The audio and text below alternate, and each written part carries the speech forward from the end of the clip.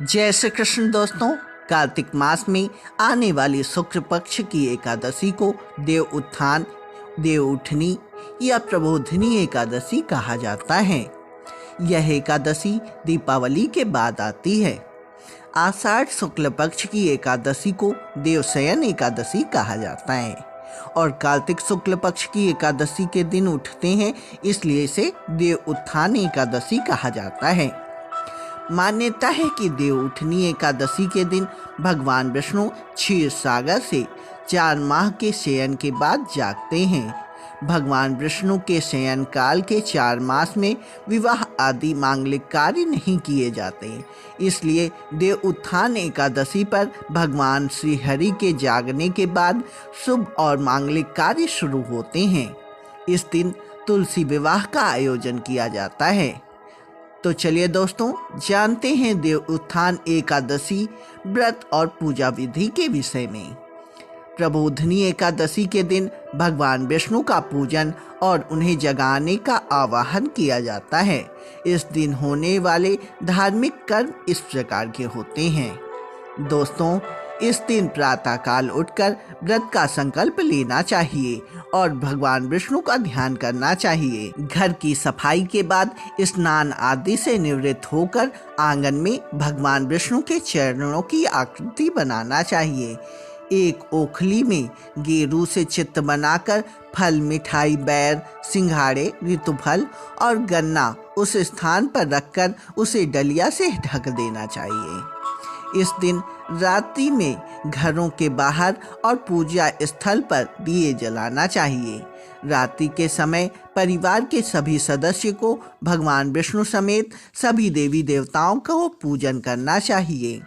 इसके बाद शंख, घंटा, घड़ियाल आदि बजाकर भगवान को उठाना चाहिए और ये वाक्य दोहराना चाहिए: उठो देव, बैठो देव, अंगुरिया चटकाओ देव, नई सूत नई कपास, देव उठाए कार्तिक मास। देव उठनी एकादशी के दिन तुलसी विवाह का आयोजन भी किया जाता है। दोस्तों, तुलसी के वृक्ष और शालिग्राम की यह शादी समान विवाह की तरह पूरे धूमधाम से की जाती है। चूंकि तुलसी को विष्णु प्रिया कहा जाता है, इसलिए भगवान जब जागते हैं तो सबसे पहले प्रार्थना हरि वल्लभा तुलसी की ही सुनते हैं। तुलसी विवाह का सीधा अर्थ है तुलसी के माध्यम से भगवान का आवाहन करना। शास्त्र में कहा गया है कि जिन दंपतियों के कन्या नहीं होती, वे जीवन में एक बार तुलसी का विवाह करके कन्यादान का पुण्य अवश्य प्राप्त कर सकते हैं। तो चलिए दोस्तों, आज हम लोग जानते हैं देव उठनी एकादशी से जुड़ी हुई पौराणिक कथा के विषय में। एक समय भगवान नारायण से लक्ष्मी जी ने पूछा, हे नाथ, आप दिन रात जागा करते हैं और सोते हैं तो लाखों करोड़ों वर्ष तक सो जाते हैं तथा इस समय में समस्त चराचर का नाश कर डालते हैं, इसलिए आप नियम से प्रतिवर्ष निद्रा कर लिया करें।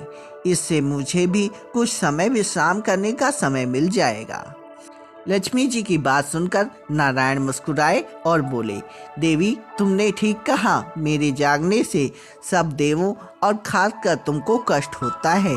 तुम्हें मेरी वजह से जरा भी अवकाश नहीं मिलता, अतः तुम्हारे कथनानुसार आज से मैं प्रतिवर्ष 4 माह वर्षा ऋतु में शयन किया करूँगा। उस समय तुमको और देवगणों को अवकाश मिलेगा। मेरी यह निद्रा अल्प निद्रा और प्रलयकालीन महानिद्रा कहलाएगी।